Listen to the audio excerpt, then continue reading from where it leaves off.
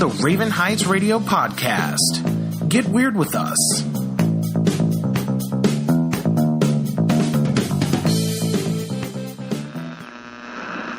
Did you grow up fat? Did I did. Wait, I did. How did you make that connection? You don't want to know. No, I do. It's something that even goes back to what Kevin Smith had said. Like, people would make fun of you, or if somebody were to make fun of him, he would just say, like, "Why? Look, we asked for a 3-page outline. You gave us 80 pages. What the fuck?" And he's like, "I'm sorry, I grew up fat." I mean, I'd even say the same for myself. It makes you a people pleaser. Yeah, because you feel as if you have to make up for how you look or how you are, so you do double the work. And it's I grew up kind of pudgy. In fact, people used to call me Pugsley, not because yeah, it's cute now. Then it sucks. At that point, it's fucking crippling. But like, yeah, it was mean spirited. Yeah, man. I remember being 10 years old and being at the Boston Museum of the Children's Museum, where they had this thing where you can climb from floor to floor in sort of a jungle gym type thing. And this little girl pointing at me, be like, "You're too fat to be here," and it was like burned into my memory. That's funny. I've never made that connection, and I've never. You just and all three of us feel that so hard.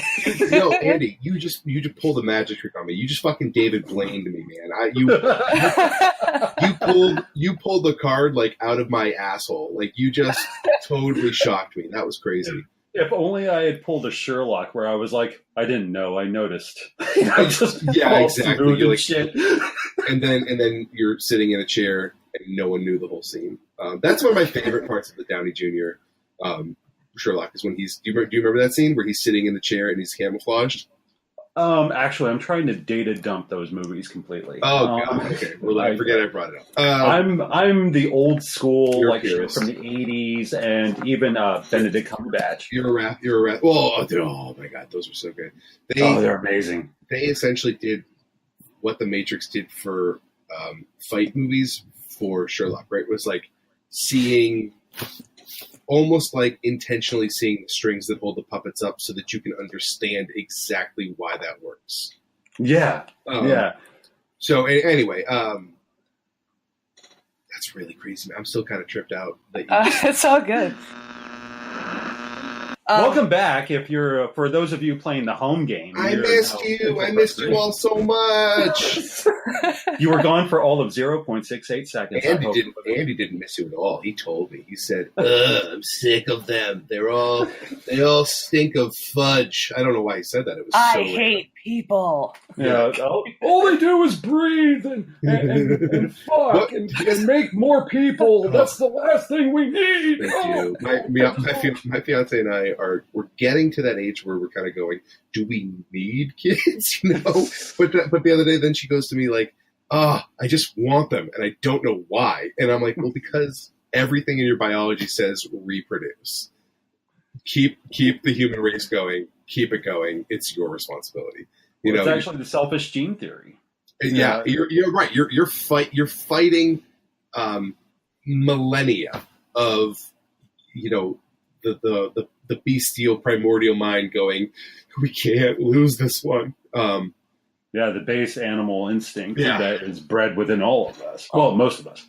Well, and the funny thing is with us, we're like, yeah, our friends' kids are so cute and we love them very much, but we also really love sleeping. Yeah, sleeping, going to the movies whenever the fuck I want to. When money allows. Well, I got movie pass. Get that job at the movie theater again. No, thank I'm you. Kidding. I'm kidding. Right? Like, not worth it. I got the movie pass, and this is not like a sponsored content or anything. But I've heard good things about that though. Enjoy it? Well, I've heard. I know. Well, whatever, man. I've already seen 4 movies on it, so I think If you use that shit, I'm sorry. If you use that shit on like a fucking Michael Bay double feature, I will fucking cry. But it doesn't matter. It doesn't matter. It's everything's paid for. I can literally go and walk out. It doesn't matter. That's about the money, man. It's about the time. You can't get those 2 hours back. No. That's fair.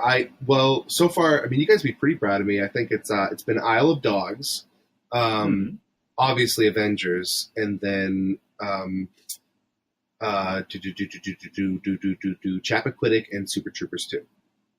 How was Super Troopers 2? Really good. Really good. And then we were apprehensive. You know what? The first 10 minutes are trash, like hot trash. And it was really depressing, and you're like, oh no. But once again, I could have walked out if I wanted to. And then the rest is amazing. But I actually got to meet Eric Stolansky at Philadelphia Comic Con. Garrett Gunn, who's another incredible writer, he and I went over, and Garrett's great because so as gregarious as I am with people at the convention, I'm kind of the opposite when it comes to the celebrities or the other creators who I really admire. It will take me so Norm Rapman was there at Philadelphia as well. Now Norm does a lot of the work for DC, works with Brett Booth a lot. Just this incredibly talented guy, really prolific. And almost a year ago, I was next to him in Terrificon at the Sourcepoint Press booth and didn't say a word, and feeling kind of like unworthy, really. And then we ended up friending on Facebook, and I sent him a message kind of, hi, I really like you, and I was too scared to say hi. And so he said, sent me a message back. So finally in Philadelphia, I said hi to him, right? Like, that's how it's a little silly, but versus like, no, it's not silly. No, well, like, I mean, I guess I'm a real person, but like, I'm not a star where you're you real. know what I mean? You're real, all right. I meant you were like 9/11 was an inside job. And I was like, that's fucking real. No, she did not say that to me. Everyone, don't do not, unless she did. Not at all. No. She's her thing is 9/12 was an inside job. That was the big thing for her, for Erica. She kept going on. I was like, Erica, what's 9/12? And she wouldn't tell me. It was really strange. I told you not to talk about that, okay? Yeah, well, I have to because it was the oddest 7 hours of my life. But so Garrett Gunn, who's like self-admittedly the opposite, where it takes him forever to get to meet people, but he'll walk right up. Well, because he's got a book. His book is Boxmasters, which is actually the Billy Bob Thornton's band. And Billy Bob Thornton and they worked on the book together. So like, yeah, so he's awesome. He's got the opposite thing of me, but he dragged me over to meet Eric, and so I'm totally geeking out. I'm like, Eric, was it menthol cream this time when they put it on your stuff with like the first time? And he's like, no. And he was really nice, and he actually ended up taking a couple issues of the Seance Room, and Lord knows if he read them, but he was polite enough to make me think he would. That's so cool. Yeah, exactly. No, I get the nervousness though. Like, that's exactly when I met Brent Spiner at that same Comic-Con, like, all I could really say was like, I love that episode where you were tap dancing. It was really cool. Yeah, you told me that. But that's rad though, because I think like that's a pretty specific thing, and I'm sure he was very excited to share that talent with people. So he probably really appreciated you saying that. Well, I'm sure he gets tired of hearing, don't get me wrong, it's a great episode. It's one of my favorites. But when Data created a daughter. Yeah. Yeah, that was like a great episode, but it's horrendously depressing. Well, I definitely wasn't going to bring up the cat because I know that he hated the cat in real life. That's funny. I didn't know that.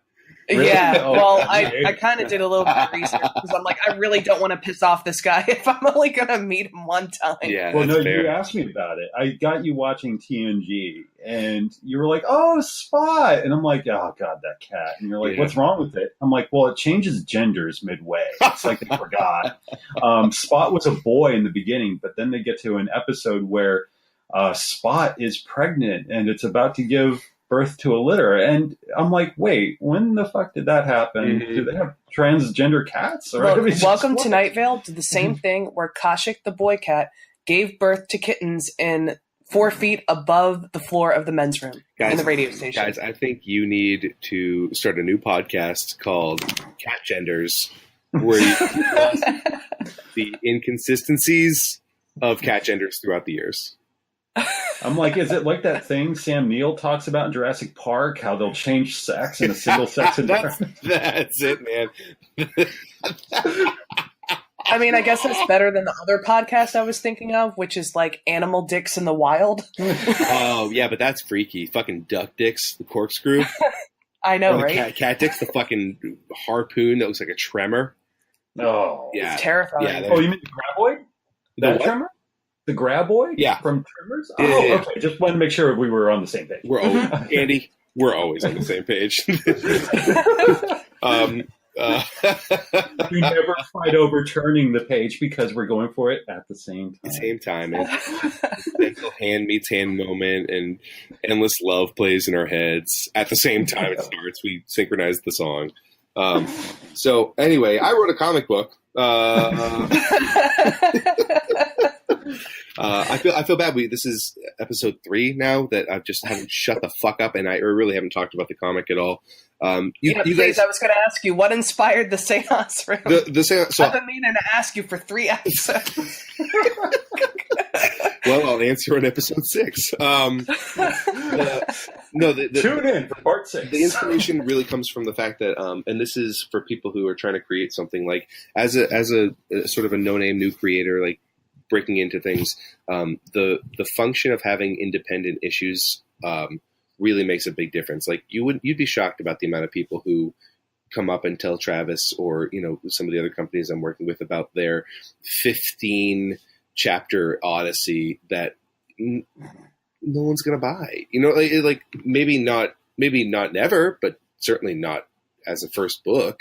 And the thing about Seance Room is that each issue is one complete story. So if you're buying 15 chapters, you're getting 15 stories. You're not getting 15 that finally completes the thing. Right. So that it really is like a love letter to form. And then each individual issue, the sort of like the 2 overarching prerogatives of each issue is always, is there an interesting, I don't want to say twist because I'm not intentionally trying to shock value people with these issues, but is there like a catch? Is there something where like the fulcrum point of what we thought of this is sort of manipulated? And then the other part is does this piss me off or interest me? Right? Like that really is like the thing is the first issue. For all intents and purposes, that is about someone saying something and the level of hypocrisy involved in saying something, and that your words have true action and meaning to people, whether you understand that or not.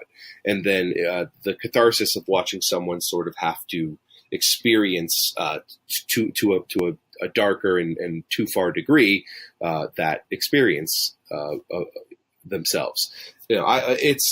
It can be looked on as a sort of a political commentary, and certainly I have had people come back to me who were like, I read the first part and I was a little worried, but you come around because you do start to see that it's like it's not.